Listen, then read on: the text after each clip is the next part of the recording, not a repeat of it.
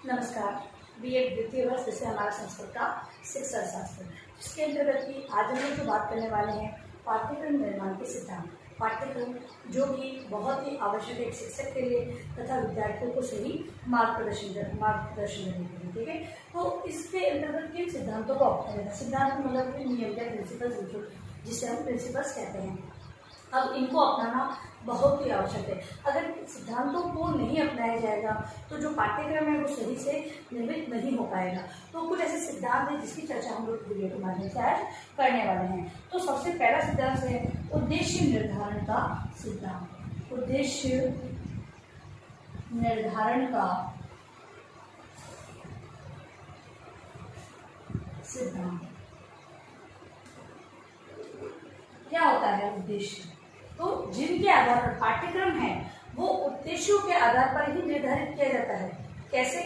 जैसे कि हम लोग एक संस्कृत के पाठ्यक्रम की अगर हम बात कर लेते हैं तो कक्षा 6 में हम लोग बालकों के लिए बहुत ही सरल या भी कहीं वर्णाक्षरों का ज्ञान, संस्कृत में जो वर्ण अक्षर होते हैं उनका ज्ञान हम उन्हें दे रहे हैं। अब क्यों दे रहे हैं? क्योंकि अभी तक बच्चे ने संस्कृत पढ़ी नहीं थी। हम लोग छोटी कक्षा में अगर हम बात करते हैं नर्सरी से, तो बच्चों को हम अ से अ वही सिखा देते हैं। जबकि हम लोग जो संस्कृत का जो शिक्षण कार्य है यहाँ पर आकर हम लोग छठी कक्षा में वर्णाक्षर बच्चों को सिखा रहे हैं। क्यों? क्योंकि संस्कृत उसकी मातृभाषा नहीं है और ये संस्कृत का शिक्षण है वो तृतीय भाषा के रूप में त्रिभाषा सूत्र के अंतर्गत संस्कृत को लिया गया है तथा इसलिए कक्षा 6 से संस्कृत, उर्दू, पंजाबी, ठीक है, सिंधी, इन भाषाओं, गुजराती, इनका प्रावधान दिया गया है। और हमारे यहाँ चूंकि संस्कृत का प्रावधान है तो यहाँ पर आकर विद्यार्थियों को चीजें सिखाई जाती है। क्योंकि भाषा का ज्ञान दिया जा रहा है तो भाषा का प्रारंभ वर्णाक्षर से होता है। तो उद्देश्य क्या है कि भाषा हम वहाँ पर छोटी कक्षा में सिखा रहे थे, यहाँ पर बड़ी कक्षा में आकर सिखा रहे थे। तो उद्देश्य यही है कि बालक सही प्रकार से भाषा का ज्ञान ले सके। क्योंकि होता हिंदी के सिमिलर ही है वो, लेकिन कुछ चीजें बहुत ही अलग होती है और उनका ज्ञान देने के लिए जो विसर्ग का महत्व है, हलन का महत्व है, इनको जानने के लिए विद्यार्थियों को प्रारंभ से कक्षा 6 से ये सारी चीजें सिखाई जाती है। तो उद्देश्य क्या हुआ? यही उद्देश्य हुआ, मतलब कि उद्देश्यों का निर्धारण का सिद्धांत। मतलब जब पाठ्यक्रम का निर्माण किया जाए तो उद्देश्यों को ध्यान में रखा जाए कि कौन से उद्देश्य आप प्राप्त करना चाहते हो, उसी उद्देश्यों को ध्यान में रखकर पाठ्यक्रम का निर्माण होना चाहिए। उद्देश्य के अंतर्गत भाषा और साहित्य, भाषा और साहित्य, भाषा और साहित्य दोनों दृष्टियों से जब पाठ्यक्रम निर्माण किया जाए तो भाषा संबंधी तत्वों को भी सम्मिलित किया जाए और साहित्य के अंदर कहानी, नाटक है, श्लोक जो बच्चों को दिए गए हैं, बच्चों के हिसाब से श्लोक जिसमें नैतिक आचरणों के बारे में बताया जाता है, वो सारी चीजें। तो साहित्य और भाषा दोनों दृष्टियों से उद्देश्यों को ध्यान में रखना चाहिए। दूसरा है उद्देश्यों को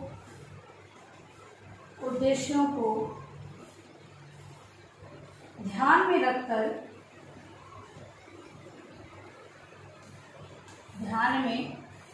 ही विषय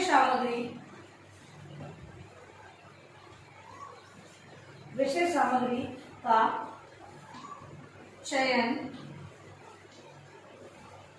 किया जाता है। दूसरा कि उद्देश्यों को ध्यान में रखकर ही भाषा और साहित्य तो लिया है, अब इसमें से जो विषय सामग्री है वो उद्देश्यों को ध्यान में रखकर ली जाती है। इनकी भाषा संबंधी विषय सामग्री तथा साहित्य संबंधी जो विषय सामग्री उसका चयन करना। अगला है उद्देश्यों के निर्धारण उद्देश्यों का निर्धारण करके ही शिक्षण कार्य किया जाता है।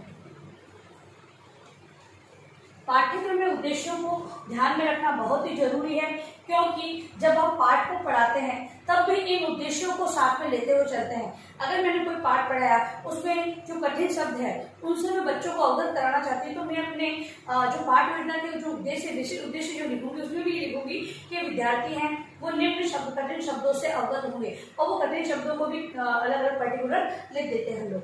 तो ये क्या है, यहाँ पर जो उद्देश्य हम पाठ्यक्रम में लेंगे तभी हम शिक्षण के अंतर्गत उन उद्देश्यों की पूर्ति कर सकते हैं। अगला है विविधता का सिद्धांत।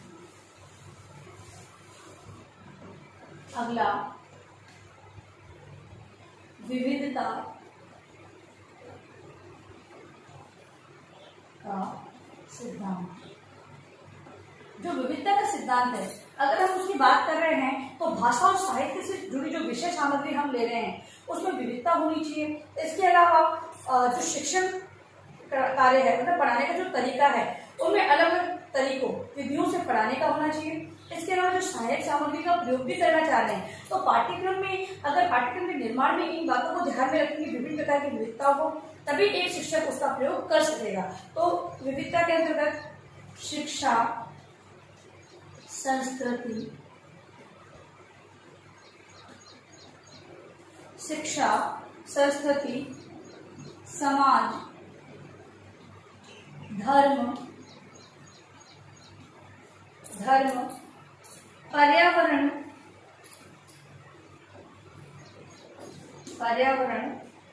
आदि से संबंधित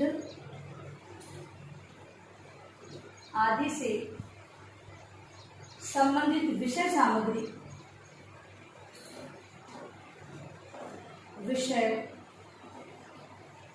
सामग्री होनी चाहिए। ठीक है, पहली बात विविधता की अगर हम कर रहे हैं तो विषय सामग्री में विविधता होनी चाहिए। शिक्षा, जिससे बालकों को शिक्षा मिले, ऐसी मोरल कहानियों का समावेश। संस्कृति, हमारी संस्कृति क्या है, विभिन्न प्रकार की संस्कृतियों को किस प्रकार आदर रखा जाता है, उससे संबंधित विषय सामग्री। समाज से जुड़े हुए रीति रिवाज है, धर्म से संबंधित जो प्रथाएं हैं, पर्यावरण से संबंधित, क्योंकि पर्यावरण की रक्षा एक शिक्षा के माध्यम से सिखाया जा सकता है बालकों को कि पर्यावरण की रक्षा हम कैसे कर सकते हैं। अगर पर्यावरण का हम लगातार दोहन करते जाएंगे तो आगे जाके हमें किन हानिकारक परिणामों से गुजरना होगा, ये सारी चीजें हम लोग पाठ के अंतर्गत सम्मिलित करते हैं। जैसे कि उदाहरण के हम बात करें, स्वच्छता अभियान चला था, उससे संबंधित पाठ भी संस्कृत शिक्षण के अंतर्गत सम्मिलित किया गया है। तो इस प्रकार से विविधता लिए होना चाहिए विषय सामग्री। अगला है व्यक्तिगत भिन्नताओं। व्यक्तिगत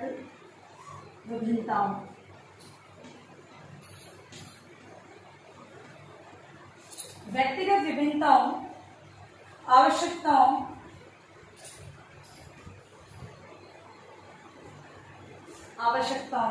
और क्षमताओं का ध्यान रखना चाहिए।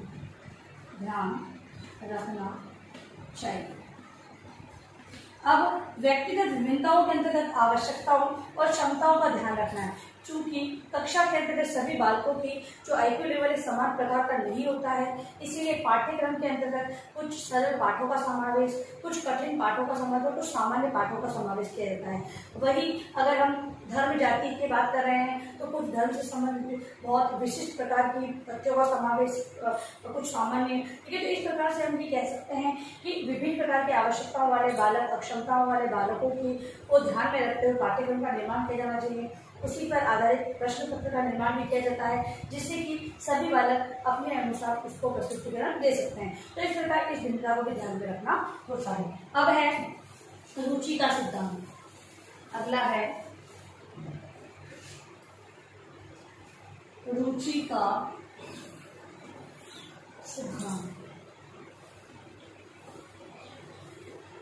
सिद्धांत।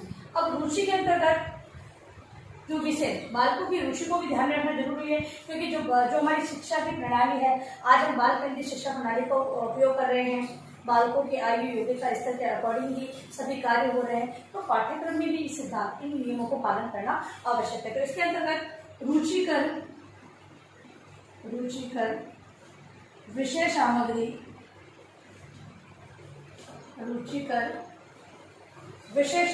का चयन। ठीक है, जो भाषा और साहित्य से संबंधित है तथा जिसमें धर्म, पर्यावरण, जाति, सभी प्रकार की जो विविधता लिए हुए हैं, उनके अंतर्गत जो रुचिकर बात हो, ठीक है, जो विद्यार्थियों के लिए आयु के अनुसार उन्हें रुचिकर लगे, ऐसी चीजों का समावेश पाठ्यक्रम में किया जाना चाहिए। अगला है अवस्थाओं के आधार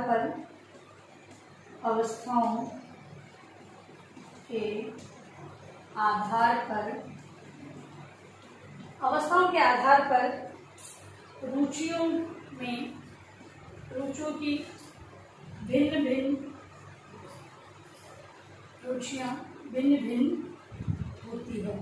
अगले जो रुचि का सिद्धांत है उसमें इस बात को भी ध्यान में रखना है कि विभिन्न प्रकार की अवस्थाओं, जैसे छोटी कक्षाओं में बच्चों को बाल गीत है, प्रार्थनाएं हैं और छोटे छोटे श्लोक है, ऐसे बहुत अच्छे लगेंगे बच्चों को और बच्चे उसको सही तरीके से समझेंगे भी। तो क्या करना है, विभिन्न प्रकार की अवस्थाओं को ध्यान में रखते हुए भिन्न भिन्न रुचियों को अपनाते हुए उनके पाठ्यक्रम में इसका समावेश किया जाना चाहिए। फिर है शिक्षक को सिखाने के लिए, शिक्षक को सिखाने से पूर्व पाठ्य वस्तु को रुचिकर बनाना।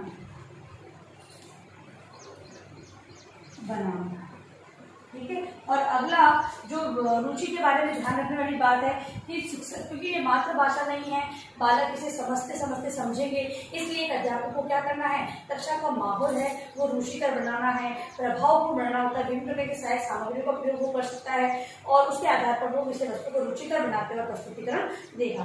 और अगला है क्रियाशीलता का सिद्धांत।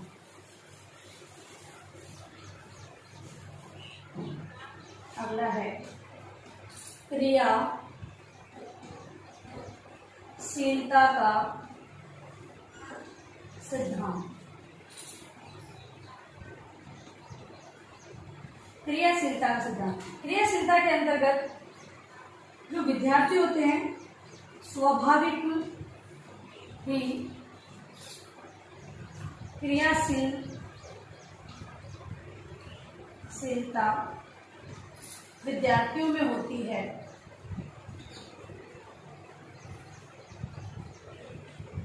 ठीक है, बच्चे सक्रिय, देखो वो छोटे बच्चों को कि कुछ भी कार्य करने के लिए वो तत्पर रहते हैं, किसी को देख लेते हैं तो तुरंत उसका अनुकरण करना प्रारंभ कर देते हैं। तो विद्यार्थी क्रियाशील, खुद सक्रिय हैं। अब शिक्षक को क्या करना है कि उसे व्यस्त रखना है। कैसे, कक्षा में अगर अध्यापक पढ़ा रहा है तो अनुकरण के माध्यम से उन्हें क्रियाशील रखना, बीच बीच में विद्यार्थियों से कुछ प्रश्न पूछ लेना, उनसे सहयोग लेना, तो ये सारा कार्य क्या रहेगा कि विद्यार्थियों को सक्रिय करने का कार्य रहेगा। तो विद्यार्थी खुद क्रियाशील रहते हैं, लेकिन शिक्षण के दौरान एक अध्यापक को प्रयास करना होगा कि उन्हें सक्रिय क्रियाशील रखे। अगला है विषय वस्तु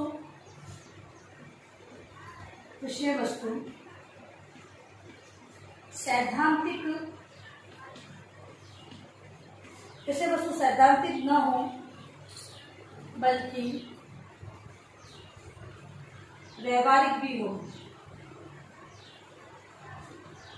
अब विषय वस्तु, जैसे कोई श्लोक है तो अध्यापक उसे पूर्ण रूप से एक शुद्ध उच्चारण तो करे, लेकिन अगर अध्यापक चाहे तो उसी श्लोक को गाकर पूरे लय से विद्यार्थियों को सुनाए, तो कक्षा का माहौल भी एक प्रभावपूर्ण रहेगा तथा बच्चे हैं वो भी उसे ध्यानपूर्वक सुने, क्योंकि संस्कृत में वो देववाणी है, उसे विभिन्न प्रकार की पूजा यज्ञ में उपयोग किया जा रहा है और हम लोग देते हैं पूजा यज्ञ में गाकर पूरा लय यति गति से उसे गायन करके बताया जाता है। तो अध्यापक भी उसका प्रयोग यानी व्यवहारिक रूप में उसका प्रयोग करते हुए विद्यार्थियों को समझा सकता है। अगला है पाठ्यक्रम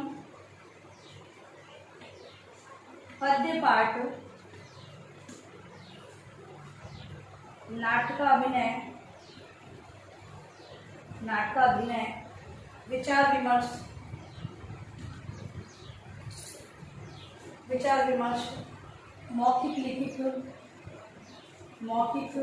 लिखित अभिव्यक्ति, सुलेख, श्रुतलेख, ये सारी चीजें क्या है, ये सारी चीजें प्रैक्टिकल है। तो प्रैक्टिकल मतलब कि जो विषय वस्तु दे रखी है उसे व्यवहारिक रूप में प्रयोग करते हुए एक अध्यापक विद्यार्थियों के समक्ष एक अच्छा एक रंग में वातावरण प्रस्तुत कर सकता है, जिससे कि बालक भी उसमें सक्रिय रहकर अपनी भागीदारी निभा सकती है। अब है जीवन से संबंधता का सिद्धांत। अगला जो सिद्धांत है वो है जीवन से संबंधता का सिद्धांत।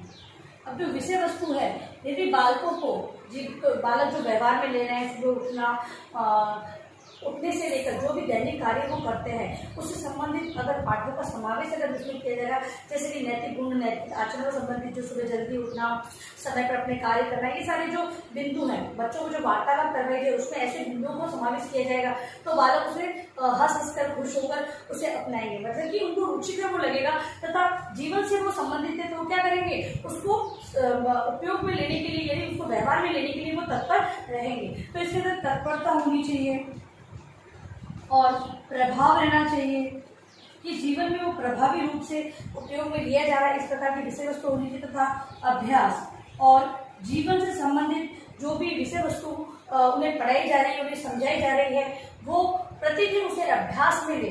तो अभ्यास में लेने से क्या होगा कि विषय वस्तु उन्हें समझ भी आएगी तथा स्थायी रूप से वो उसे जान सकेंगे। अब है आवृत्ति का सिद्धांत। अगला है आवृत्ति का सिद्धांत।